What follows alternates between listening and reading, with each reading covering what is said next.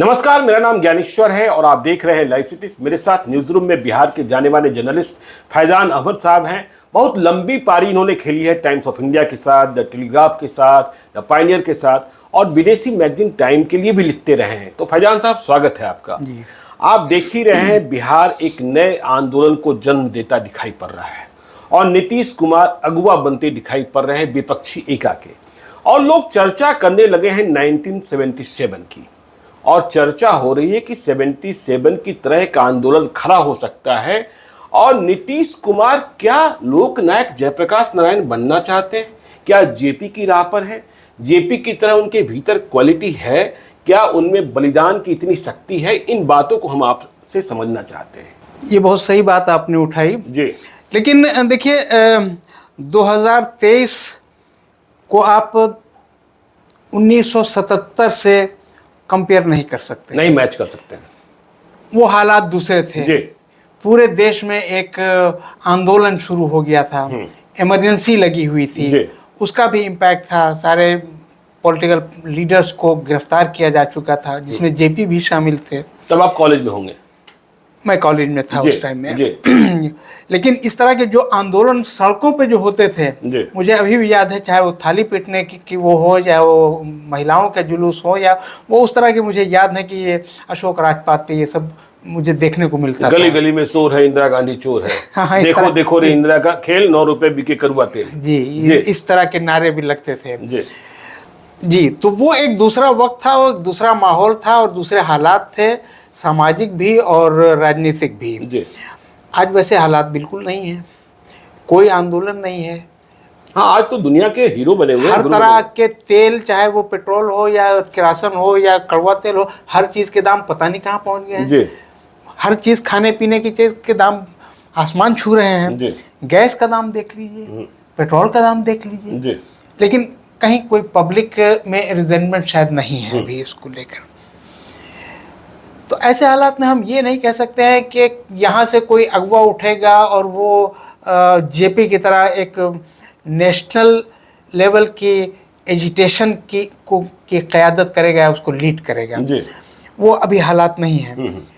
बात हम लोग कर रहे हैं कि जो अपोजिशन यूनिटी का जो एक प्रोसेस चल रहा है, 23 वैसे भी कहते हैं कि नीतीश कुमार कुर्सी नहीं छोड़ सकते। हाँ, 20 साल तो होने वाला हो जाएगा। 20 साल, अगले 2 साल में 20 साल हो जाएगा। और रिकॉर्ड तो बहरहाल नीतीश कुमार बना चुके हैं, longest service chief minister of Bihar. ये रिकॉर्ड अभी तक श्री बाबू के नाम था, श्री कृष्ण सिन्हा के नाम, लेकिन अब ये रिकॉर्ड नीतीश कुमार के नाम हो गया है। खैर, वो छोड़ें या नहीं छोड़ें वो अलग बात है। या बगैर बलिदान जेपी बनेंगे कैसे? देखिए, जब माहौल नहीं तो बलिदान का अभी सवाल ही नहीं है। जी। सवाल इसलिए भी नहीं है कि कोई अपनी कुर्सी छोड़ के आके लीड करे। जी। अभी उस तरह की बात नहीं है। जितने भी, देखिए, उसमें बहुत से ऐसे अपोजिशन के लीडर हैं जो अभी पावर में हैं। जी। वो चाहे बंगाल में हो या चाहे तमिलनाडु में हो, ये लोग पावर में हैं। दिल्ली में हो, पंजाब में हो। तो अब इसमें बात ये होती है कि लीड कौन करेगा। जो 23 जून की जो एक मीटिंग हुई और एक बड़ी, ये लोग मानते हैं कि एक कामयाब शुरुआत हुई कि इतनी पार्टियों के बड़े बड़े लीडर यहाँ आए और एक साथ बैठे और एक साथ बातचीत की, और कम से कम एक चीज़ पर तो वो सब एक राय हैं कि हमें बीजेपी के खिलाफ लड़ना है। जी। अब सवाल ये उठता है कि ये जो एक पॉलिटिकल प्रोसेस है, हम इसको एजिटेशन नहीं कह के एक पॉलिटिकल प्रोसेस कह रहे हैं। ये एक पॉलिटिकल प्रोसेस है, वो डेमोक्रेटिकली इलेक्टेड गवर्नमेंट अभी हमारे यहाँ है। जी, बिल्कुल, नरेंद्र मोदी की। जी। अब उसको डेमोक्रेटिक प्रोसेस से कैसे हटाया जाए, उसको कैसे हराया जाए, जी, बात उस पर चल रही है। ये सही है कि इसमें कहीं ना कहीं एक ऐसे आदमी की भी ज़रूरत होगी जो सारी पार्टियों को, जैसे नीतीश कुमार, अभी सारी पार्टियों को उन्होंने काफ़ी मेहनत की, लगभग 1 साल तक उन्होंने मेहनत की, और वो सभी पार्टियों को गोलबंद करने और सबको मिलाने और सबको यहाँ बुलाने पर राज़ी हुए और लोग आ भी गए। तो अब ये आगे भी बात चलेगी कि भाई इस प्रोसेस को जब आगे बढ़ाना होगा, चाहे वो कॉमन मैन प्रोग्राम के थ्रू होगा या पॉलिटिकल पार्टीज के अपनी अंडरस्टैंडिंग से होगा, या उनमें कितनी अंडरस्टैंडिंग बन पाएगी। अभी भी बहुत से डिफरेंसेस हैं और वो डिफरेंसेस बातचीत से हल किए जा सकते हैं। ऐसे उसमें कोई वो इशू नहीं है, लेकिन फिर भी मामला चूंकि पॉलिटिकल है बिल्कुल, और बहुत सी पॉलिटिकल पार्टीज इसमें इन्वॉल्व हैं, सबकी अलग अलग राय भी हो सकती है। ऐसे हालात में एक लीडर की वहाँ पर ज़रूरत ज़रूर पड़ेगी, जो सारी पार्टियों के लीडरों से और उनसे बातचीत करके वो एक समन्वय बना सके, आपस में एक सेतु बना सके।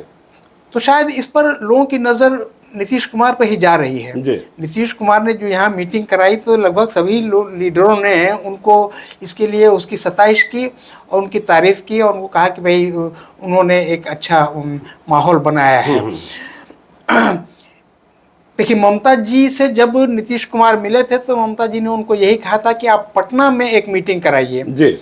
पटना का नाम शायद उन्होंने इस कंटेक्स्ट में लिया था कि जेपी मूवमेंट पटना से शुरू हुई थी। उन्होंने कहा भी कि दिल्ली की कोशिशें हमने की लेकिन फेल हो गया, पटना क्रांति की भूमि है, क्रांति की भूमि है जहाँ। बिल्कुल सही कहा उन्होंने, क्योंकि बहरहाल पटना या बिहार आप कहें क्रांति की भूमि तो है, चाहे वो गांधी जी का वो सत्याग्रह आंदोलन हो चंपारण में, नहीं, लेकिन मैं एक बात एक बात हम समझना चाहते हैं। आप कह रहे हैं कि सभी लोग नीतीश कुमार की ओर देख रहे हैं, लेकिन दूसरी बात आपने यह भी कह दी कि जेपी बनने की क्षमता नीतीश कुमार के भीतर नहीं है।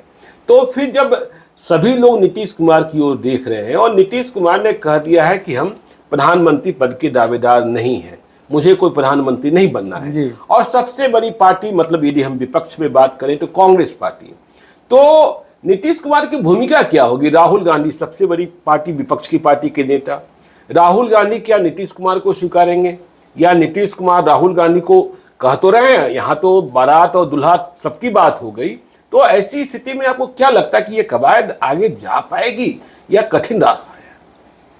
देखिए, 23 जून की जो मीटिंग हो रही थी उसी बीच में इस तरह की बातें, मीटिंग जब चल रही थी या खत्म हो रही थी, तो एक ये बात भी उठ रही थी कि शायद नीतीश कुमार को ये जो अपोजिशन यूनिटी का एक कन्वीनर बनाया गया है। इसी बात हुई थी, जैसे पहले कभी जॉर्ज फर्नांडिस बने थे। हाँ, जॉर्ज फर्नांडिस बने थे, लेकिन उस तरह की कोई बात हुई नहीं, ना किसी को कन्वीनर बनाया गया, ना किसी को कोई ऐसा वो दायित्व दिया गया कि भाई आप ही आगे बढ़ करके इसको कीजिए। लेकिन चूंकि नीतीश कुमार ने शुरुआत की है, तो उसमें नजरें लोगों की नीतीश कुमार की तरफ जाती हैं। लेकिन आपने कहा कि मुझे जेपी के साथ हमको कंपैरिजन करने में थोड़ा सा दिक्कत हो रही है, क्योंकि जेपी का एक नेशनल स्टेचर था और उन्हें खुद कुछ नहीं पाना था, उनकी अपनी एक पहचान थी, उनकी इज्जत ऊपर से लेके नीचे तक सब कोई करते थे। उस जमाने में इंदिरा गांधी उनको बहुत ही उनका रेस्पेक्ट करती थी, और खुद जेपी भी इंदिरा जी को बहुत मानते थे। ये अलग बात है कि 75 के बाद जब इमरजेंसी लगी और 77 तक आते आते काफ़ी डिफरेंसेस उनके हो गए, तो वो जो एक धुरी बनी इंदिरा के खिलाफ, तो उसके लीडर जेपी नेचुरल लीडर हो गए वो। लेकिन आज उस तरह की कोई सिचुएशन है नहीं, इसलिए मुझे तो कभी कभी ऐसा लगता है कि शायद ये तमाम लीडर में सबसे ज़्यादा सीनियर लीडर जो है वो लालू जी हैं। लालू जी, लेकिन लालू जी तो कन्विक्टेड हैं, जैसे ही लालू जी आगे आएंगे तो लोग जेल और चारा घोटाला की बात करने लगेंगे।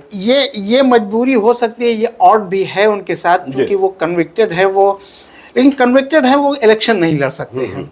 अभी देखिए मीटिंग अभी जो हुई तो उसमें जितने भी बड़े लीडर आए, चाहे शरद पवार हो या ममता बनर्जी हो, उद्धव ठाकरे हो, स्टालिन हो, सब पर्सनली उनसे मिलने के लिए उनके घर पर गए। बिल्कुल, ये एक मतलब आउट ऑफ रेस्पेक्ट। हाँ, लेकिन अभी हम इसी पर रहते हैं कि नीतीश कुमार अगुआ बने हैं, लेकिन आगे भूमिका क्या होगी यह भी स्पष्ट नहीं है। तो शिमला में क्या लगता है कि कुछ भूमिका स्पष्ट हो जाएगी कि इससे कौन आगे ले जाएगा, कौन नेता बनेगा, क्या होगा? क्योंकि बीजेपी तो अभी से कह रही है दूल्हा कौन है बताइए, तो तब तो लड़िएगा नरेंद्र मोदी से। जी, बीजेपी कह रही कि दूल्हा कौन है, लेकिन 2014 में तो कोई दूल्हा नहीं था। 2014 में नरेंद्र मोदी तो इमर्ज कर गए थे एज लीडर, लेकिन वो एज प्राइम मिनिस्टर वो नहीं थे जी। वो जो उनकी चुनाव क्या वो था उसके लीडर वो थे जरूर। बहरहाल इसमें हमको लगता है कि अब जो हालात बन गए हैं, यूनिटी की जो बात आ रही है, तो इसमें कोई भी पार्टी अपने किसी भी लीडर को, चाहे वो कांग्रेस हो या टीएमसी हो या समाजवादी पार्टी हो या जेडीयू हो, कोई भी अपने किसी भी लीडर को एज प्राइम मिनिस्टर पेश करने की हिम्मत नहीं करेगा हाँ। क्योंकि ये अभी एक जो यूनिटी बनी है उसमें शायद एक ये भी अंडरस्टैंडिंग होगी कि हम लोग लोकसभा इलेक्शन में कोई अपना पीएम फेस नहीं दिखाएं। तो देखिए, आपने समझा कि क्या होगा क्या नहीं होगा, नीतीश कुमार आगे कितने दूर तक जा पाएंगे। दिल्ली की लड़ाई है और बड़ी लड़ाई है 2024 की। तो हम बने रहेंगे फैजान अहमद साहब के साथ, और भी कई वीडियोज लेकर हम आएंगे। आप देखते रहिए लाइव सिटीज को। यदि अब तक आपने हमारे यूट्यूब चैनल लाइव सिटी को सब्सक्राइब नहीं किया है तो जरूर कर लीजिएगा, और यदि इस वीडियो को आप फेसबुक पेज के माध्यम से देखें तो पेज को लाइक कीजिएगा, ट्विटर पर भी हमें फॉलो कीजिए। धन्यवाद।